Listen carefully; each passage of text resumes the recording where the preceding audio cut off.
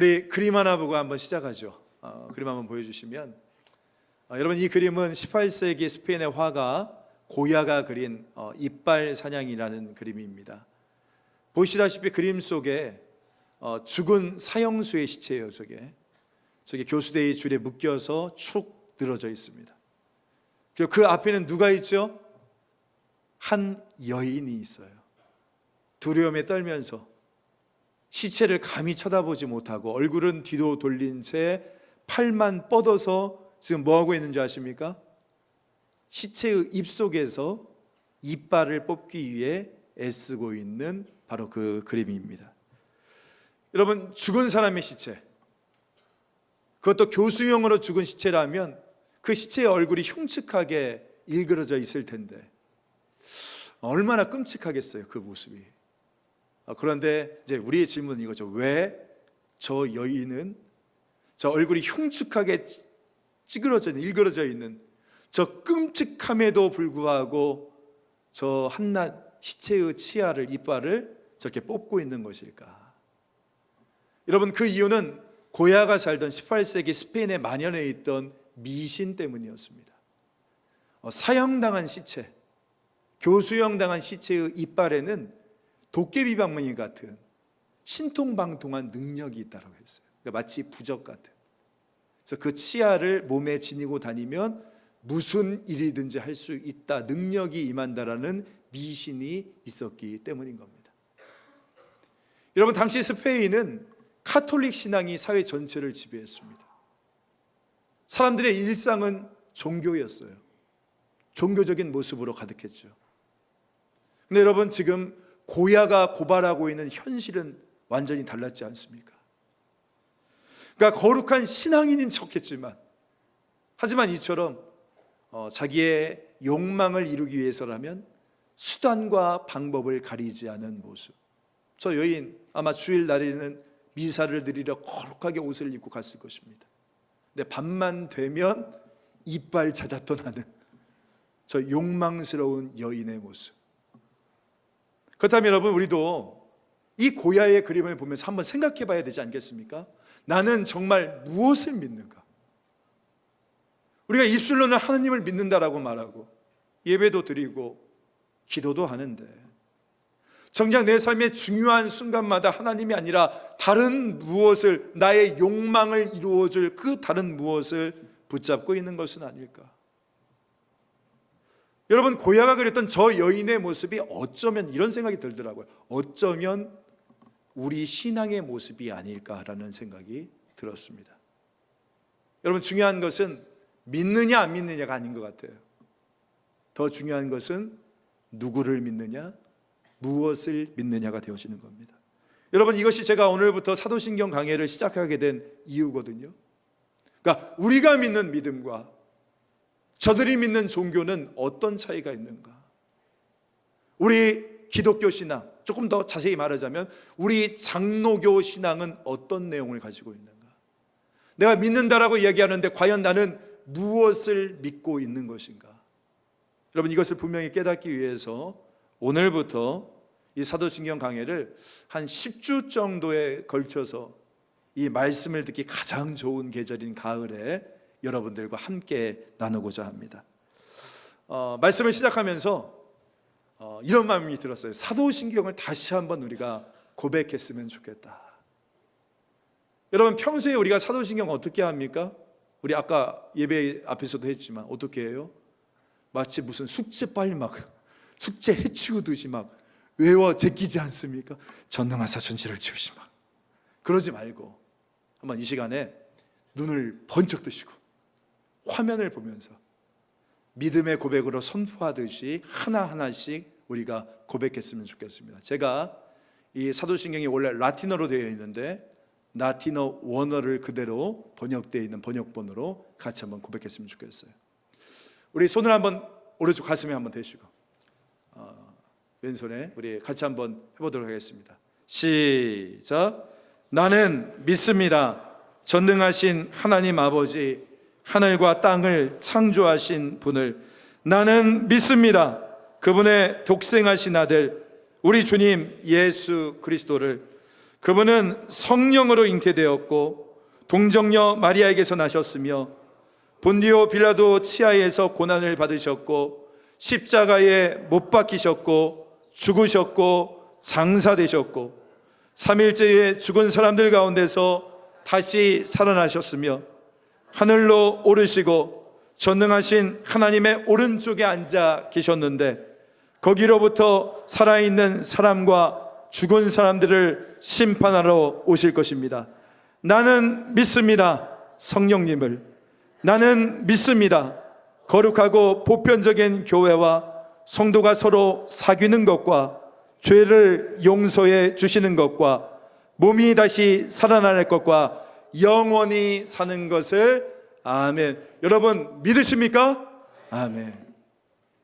그 다음에 먼저 앞서서 이 사도신경은 과연 무엇인가 좀 나누고 싶거든요. 여러분 이 사도신경을 영어로 The Apostles' Creed라고 이야기를 합니다. 아파슬이라는 것은 사도라는 의미고요, 크리드라는 것은 신조, 그러니까 교리, 신념, 이것을 뜻합니다. 그래서 The Apostles' Creed, 그래서 사도신경 혹은 사도들의 신앙 고백이라고 우리가 이렇게 해석을 하는데요. 그럼 질문 한번 드려볼게요. 그렇다면 사도신경은 사도들이 직접 한 고백일까요? 아닐까요?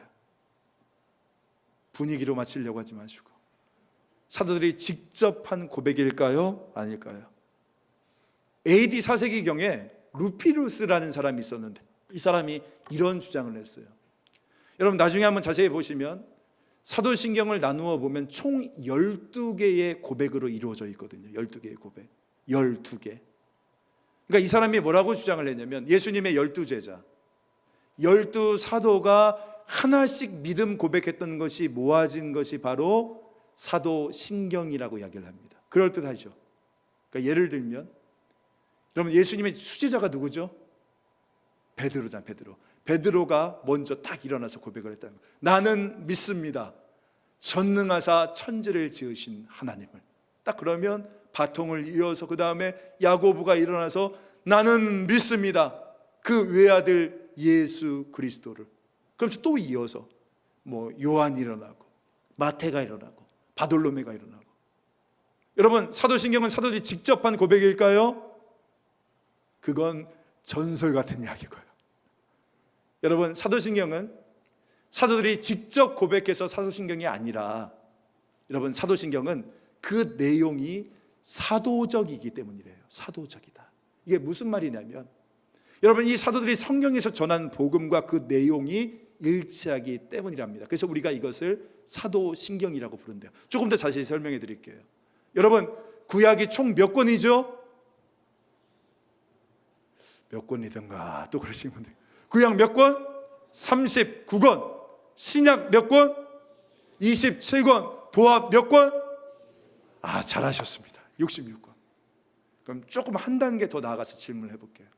이거 맞추시는 분 제가 선물 드립니다. 여러분 그러면 성경 66권은 총 몇 장?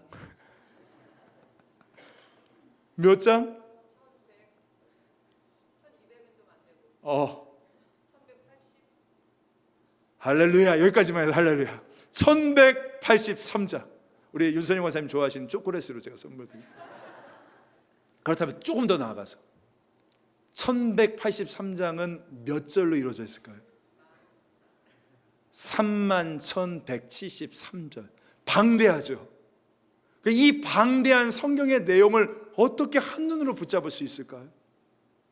그러니까 성경 66권의 모든 내용을 이 사도신경이 다 담을 수는 없지만 성경이 증언해주고 있는 기독교 신앙의 뼈대를 압축하고 압축해 놓은 게 뭐다? 바로 사도신경이라는 것입니다.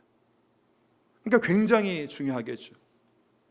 그래서 여러분 이 사도신경에서 사도신경, 이 신경이라는 단어가 영어로 크리드라고 했는데 라틴어로는 쉼블룸이라는 단어입니다. 쉼블룸. 이게 무슨 뜻이냐면 쉼블룸이라는 단어가 바로 서로를 확인하는 표지, 식별표라는 뜻을 가지고 있대요. 그러니까 요즘으로 쳐서 비유를 하자면 패스워드와 같은 거예요. 그러니까 비밀번호와 같은 것입니다. 비밀번호. 여러분 다 휴대폰 가지고 계시죠? 이 핸드폰마다 휴대폰 다 갖고 계실 텐데 다 비밀번호를 걸어놔가지고 아내여도 남편의 휴대폰을 열어볼 수 있어요, 없어요? 없어. 남편도 아내의 휴대폰을 열어볼 수가 없단 말이에요. 하루는 제 아들 녀석이 방에서 나오지 않고 방에서 계속 핸드폰을 가지고 뭘 이렇게 주고받는데 보니까 실실 쪼개고 있어. 막 이게 입꼬리가 여기까지 올라가면서. 순간 촉이 왔죠. 여자애다.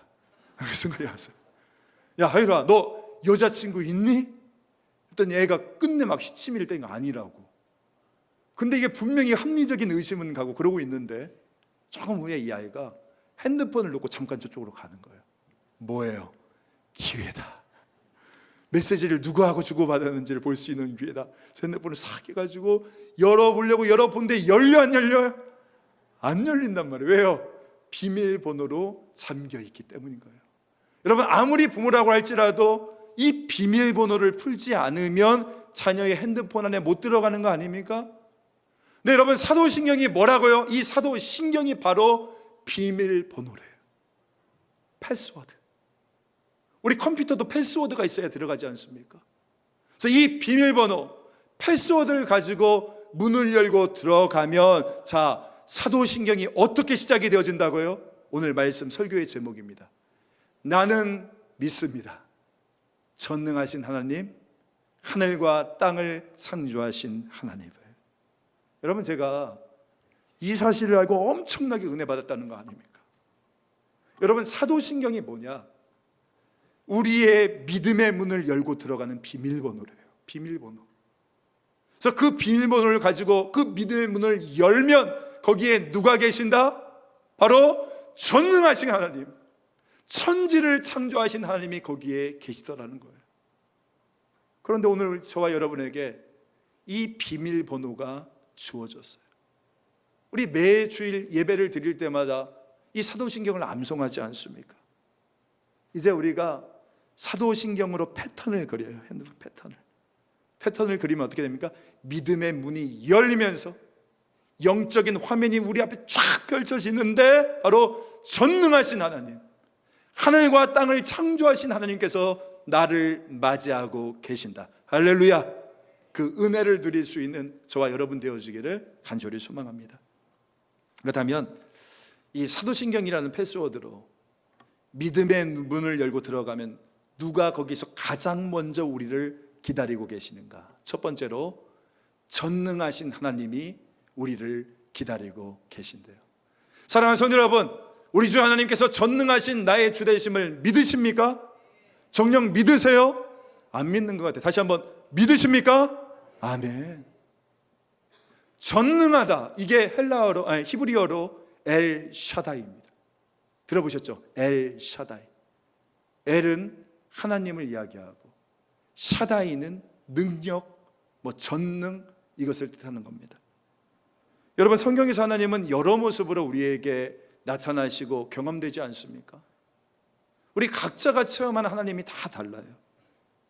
그런데 우리가 체험한 이 모든 것을 한마디로 이야기하자면 하나님은 어떤 분이실까? 여러분, 어떤 분이세요? 바로 전능하신 하나님. 우리는 전능하신 하나님을 고백하게 되어지는 것입니다. 연세가 좀 있으신, 꽤 있으신 우리 권사님 중에 한 권사님은요, 이제 저하고 가끔이에요. 자주는 아니고. 가끔 통화할 때마다 저를 꼭 뭐라고 부르시는 줄 아세요? 저를? 우리 좋으신 담임 목사님. 그리고 때로는 존경하는 담임 목사님. 저를 그렇게 불러주세요. 그래서 저를 우리 좋으신 담임 목사님하고 말을 드릴 때마다 막 어쩔 줄 모르겠어요. 부끄럽기도 하고 민망하기도 하고 그렇게 말씀하실 때마다. 그런데도 솔직히 너무 좋아요. 왜냐하면 저를 정말 그렇게 생각해 주시는 것 같아서. 그래서 그 한마디면 다 되는 것 같아요. 이 마음속에 위로가 와요. 그러면서 제가 생각해 본 게 무엇이냐면, 우리 하나님께서는 우리에게 어떤 말을 들으실 때 가장 좋으실까? 바로 전능하신 하나님이라는 거예요. 전능하신 하나님. 여러분, 이 전능하신 하나님 엘 샤다이는 단어가 성경에 여러 부분에 쓰여져 있는데요, 이 성경에 제일 먼저 가장 앞부분에 쓰여져 있는 이 단어가 바로 창세기 17장 우리가 읽었는데 1절의 본문입니다. 우리 다시 한번 창세기 17장 1절 같이 한번 읽어볼까요? 시작. 아브람이 99세 때에 여호와께서 아브람에게 나타나서 그에게 이르시되 나는 전능한 하나님이라 너는 내 앞에서 행하여 완전하라. 여러분, 지금 하나님께서 아브라함에게 자신을 전능한 하나님, 엘 샤다이 하나님이다 선포를 하시는데, 중요한 건 뭐냐면 이 말씀을 언제 하셨냐, 그 타이밍이 중요합니다. 여러분, 방금 읽었던 17장 1절 바로 앞에 어떤 사건이 있었는 줄 아십니까? 제가 읽어드릴게요. 창세기 16장 15절인데, 하갈이 아브라함의 아들을 낳음에 아브라함이 하갈을 낳은 그 아들을 이름하여 이스마엘이라 하였더니 하갈이 아브라함에게 이스마엘을 낳았을 때에 아브라함이 86세였더라. 여러분, 하나님께서는 아브라함에게 분명하게 자녀에 대한 약속, 땅에 대한 약속을 주셨지 않습니까? 그런데도 아브라함의 입장에서는 아무리 세월이 흘러도 임신이 안 되는 거예요. 아이가 안 생기는 거예요. 그리고 자기 상황을 보니까, 그러니까 나이 든 자기를 보나 자기 와이프 마누라를 보나 이게 무슨 아이를 낳을 수 있는 확률이 아예 제로에 가깝다도 아니야. 아예 제로야, 제로. 없어요, 자기가 보니까. 그래서 여러분, 이 아브라함이 무슨 실수를 합니까? 하나님의 그 약속을, 그분이 주셨던 그 분명한 약속을 믿지 못하고 자기의 아내가 아니라 몸종이었던 하갈을 통해서 이스마엘이라는 이 아들을 낳게 된 거 아닙니까? 바로 이 불신앙의 행위를 한 바로 다음에 17장이 넘어오면서 그때 하나님이 아브라함에게 이야기하시는 거예요. 아니야, 아브라함아, 나는 전능한 하나님이시다. 자기를 선포하고 있는 거예요. 사랑하는 성도 여러분, 우리가 살다 보면 우리의 믿음이 참으로 흔들릴 때가 참 많아요. 저도 참 많이 있습니다. 분명히 약속은 받았는데 우리가 너무나도 힘든 일들을 겪게 되어지면 정말 하나님이 살아계신가? 하나님은 우리가 믿는 진짜 그 하나님이 맞나? 이런 회의감에 들 때가 우리 가운데 있지 않습니까? 근데 여러분, 이것은 믿음 없는 사람의 이야기가 아닙니다. 믿음이 있는 사람이라도 현실을 오래 바라보면 흔들릴 수 있다라는 이야기인 거예요.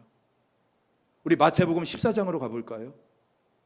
예수님께서 기도하러 산으로 가셔서 안 계시는데 제자들끼리 배를 타고 가다가 풍랑을 맞아요.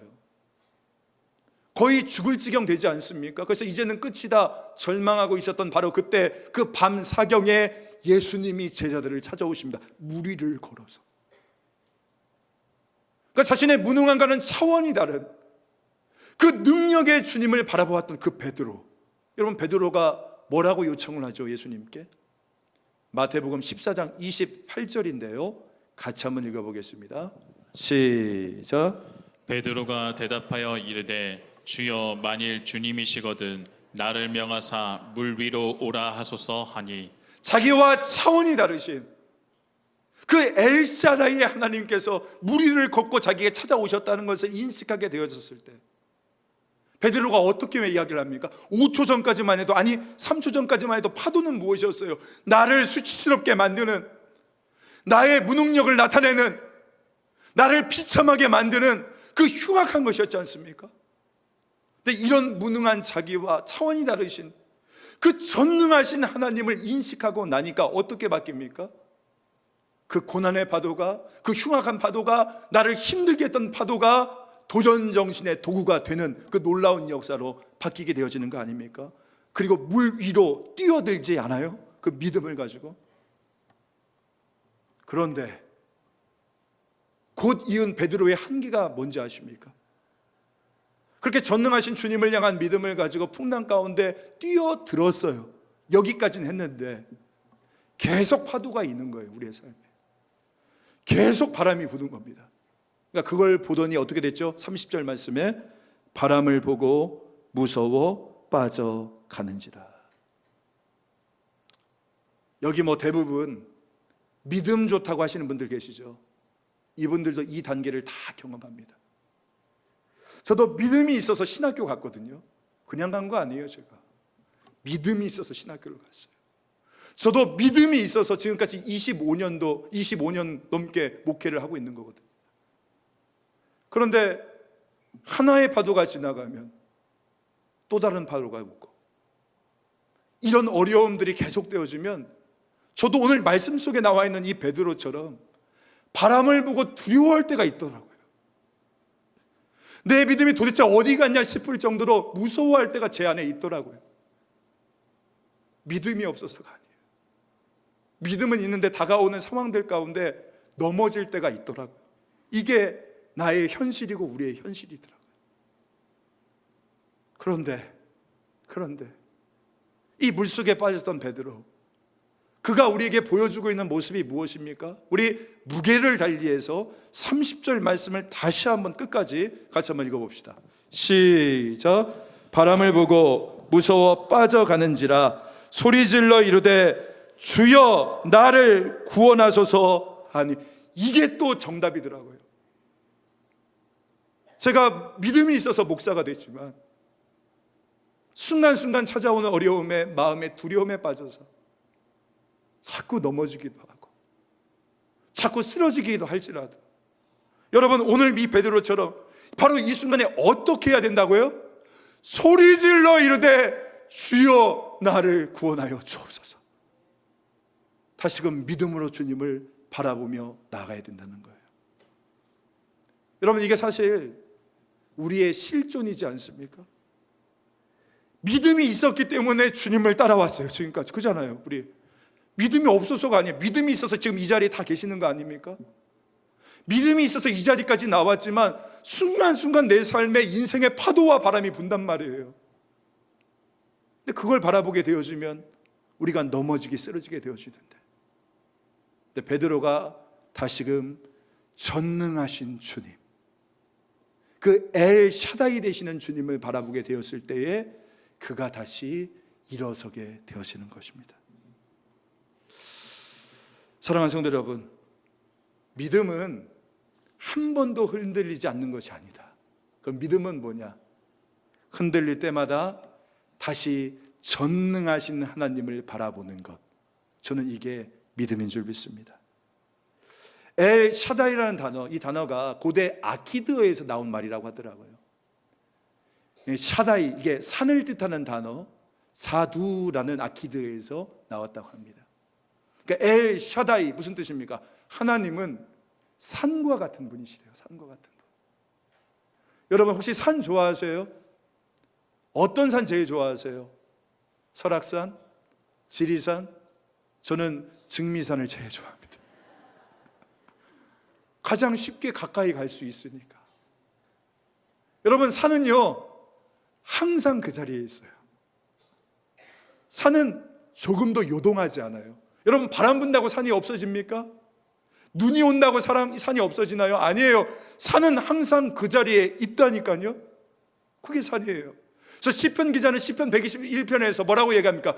내가 눈을 들어 산을 보리니 나의 도움이 어디서 올까라고 고백하는 거 아니겠어요?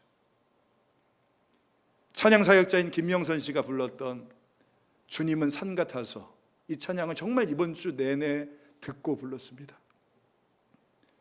안개가 날 가리워 내 믿음 흔들리려 할 때 나 주님께 나아가네. 주님은 산 같아서 여전히 그 자리에 계셔. 눈을 들면 보이리라 날 위한 그 사랑이에요.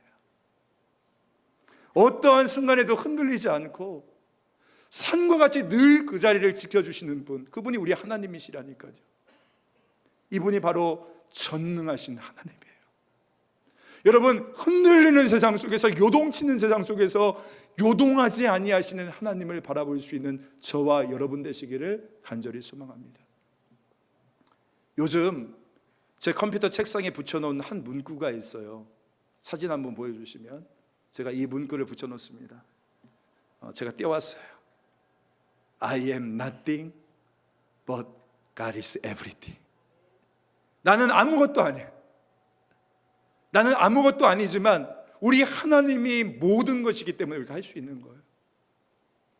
저는 한때 I am something이라고 생각했거든요. 나는 좀 특별하다. 내가 뭔가를 할 수 있다. 근데 목회를 해보니까 아무것도 아니에요. 아무것도 아니더라고요. 내가 할 수 있는 게 아무것도 없더라고요. 하나님이 하셔야 되더라고요. 우리 인생 그거 아닙니까? 나는 아무것도 아니에요. 하나님이 모든 것이에요. 그 전능하신 하나님을 바라보시고 믿음으로 살아갈 수 있는 저와 여러분이 되셨으면 좋겠어요. 그때 저는 믿습니다. 하나님은 영광 받으실 것이고 우리를 공격하는 모든 사탄들은 실패하고 넘어질 것이고 내 마음속에는 하늘로부터 내려오는 평강이 임할 것이고 주변의 사람들은 그런 우리의 모습을 통하여 은혜 받게 되어지는 놀라운 역사가 임하게 되어질 줄로 믿습니다. 나는 믿습니다. 이 믿음의 겁으로 풍랑 같은 우리 인생 승리할 수 있는 오늘 저와 여러분 되시기를 간절히 소망합니다. 또 한 가지, 여러분 이 사도신경이라는 패스워드로 문을 열고 들어가면 거기에 어떤 하나님이 기다리고 계시냐?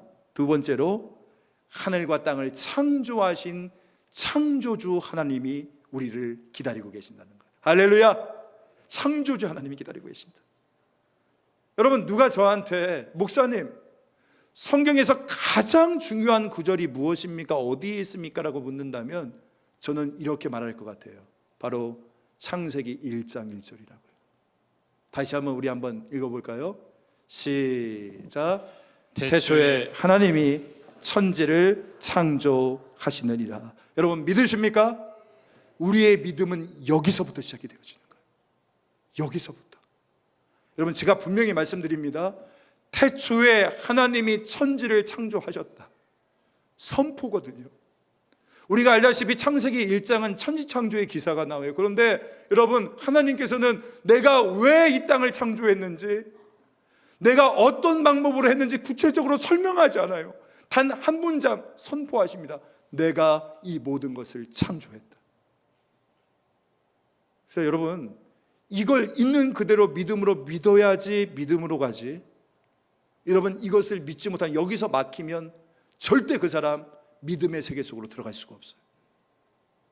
그만큼 우리의 신앙의 근간이 되어지는 그 고백이 무엇이냐? 하나님은 우리의 창조주가 되신다는 겁니다. 이처럼 이 창조가 얼마나 중요한지 성경 전체를 보십시오. 성경 전체에 하나님의 창조가 쭉 흘러가고 있어요.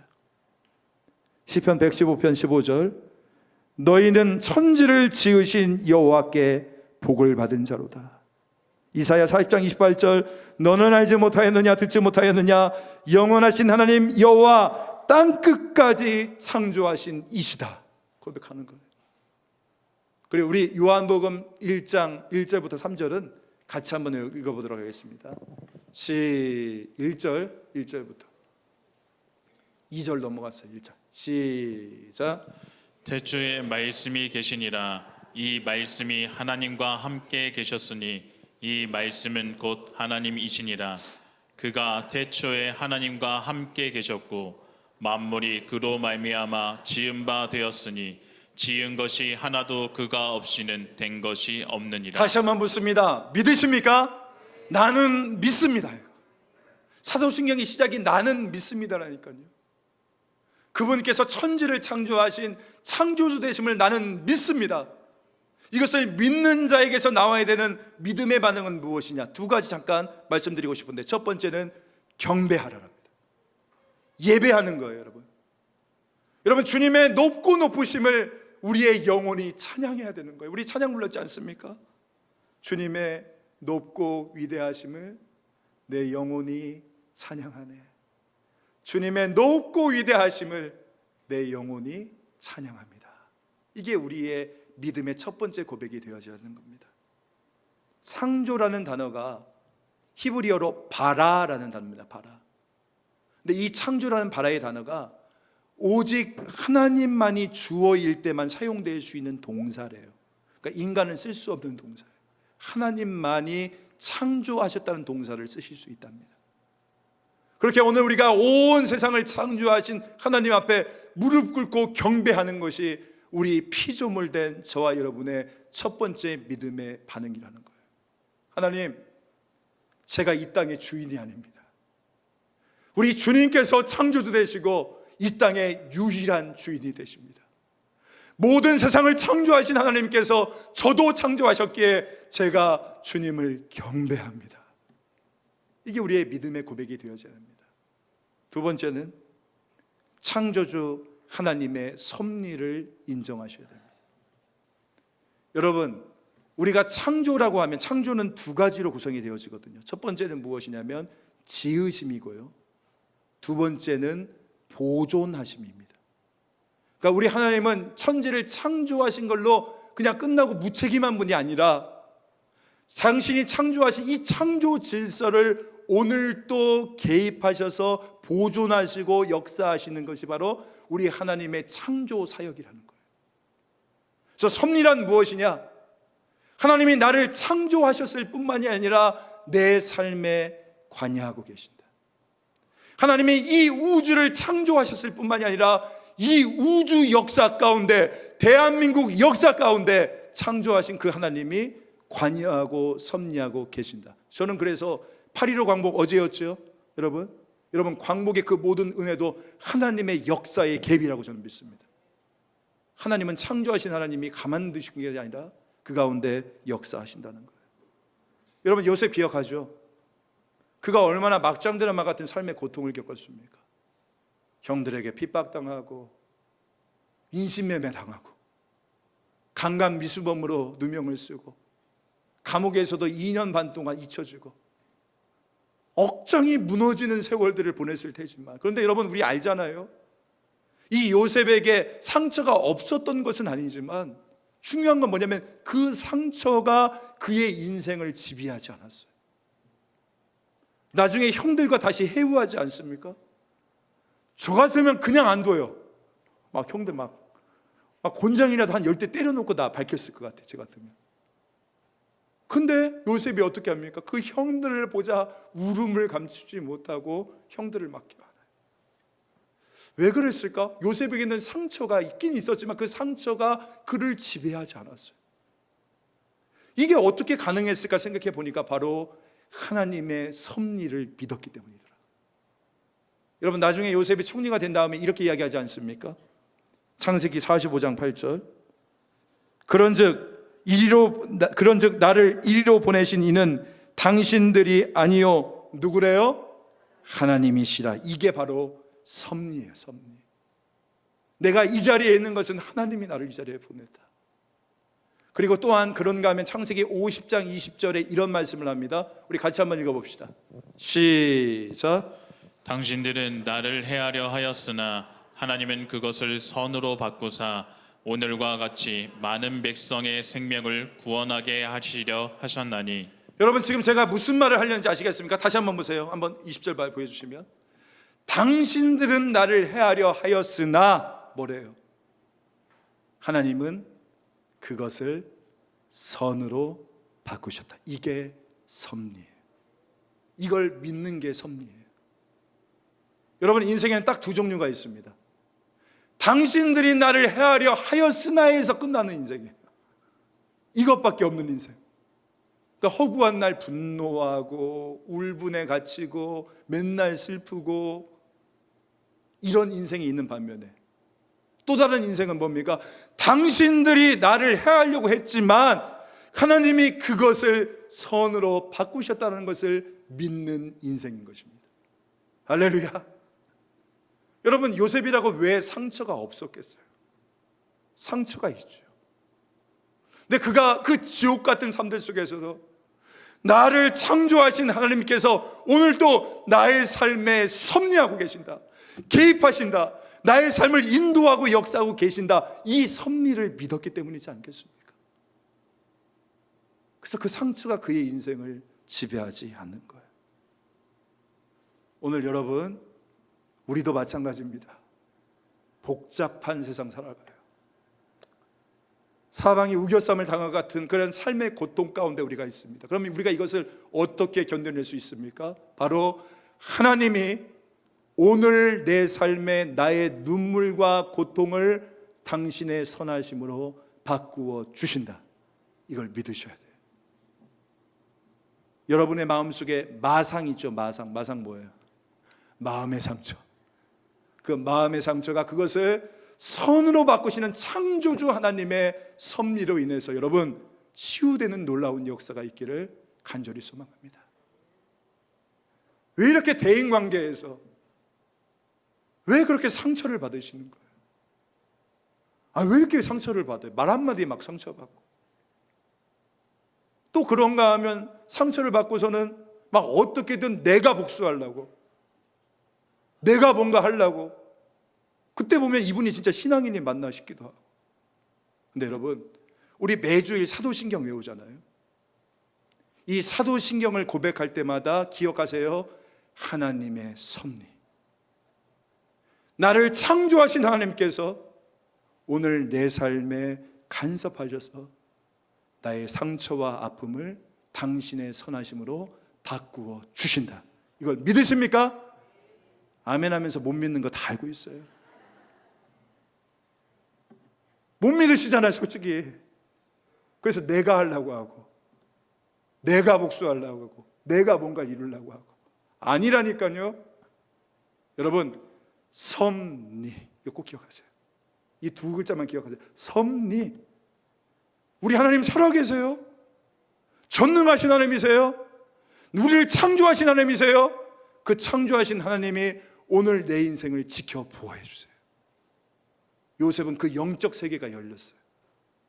나를 여기에 보내신 이도 하나님이시요, 그 모든 것을 선으로 바꾸신 이도 하나님이시다.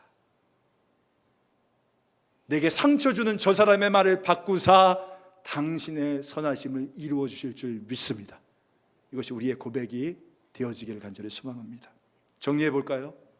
여러분, 우리가 믿는 하나님 누굽니까? 우리의 믿음의 내용은 무엇입니까? 하나님은 전능하신 분이시라는 것. 그 전능하신 하나님이 나의 창조주가 되신다는 것. 그 전능하시고 창조주 되신 하나님을 향한 우리의 반응은 뭡니까? 두 가지 말씀드렸죠. 첫 번째, 경배하라요. 두 번째는 그분의 섭리를 인정하고 순복하는 겁니다. 여러분, 저는 믿습니다. 오늘 우리들의 모든 아픔과 눈물들을 섭리의 하나님께서 그것을 무엇으로 바꾸사? 선하심으로 바꾸사 오늘 여러분의 인생을 책임져 주실 줄 믿습니다. 오늘 마지막으로 같이 고백하면서 선포해 봤으면 좋겠는데, 두 문장을 제가 준비해 봤어요. 우리 다시 한번 가슴에 손을 대고 우리 믿음으로 한번 고백하며 말씀 마쳤으면 좋겠습니다. 시작. 나는 믿는다.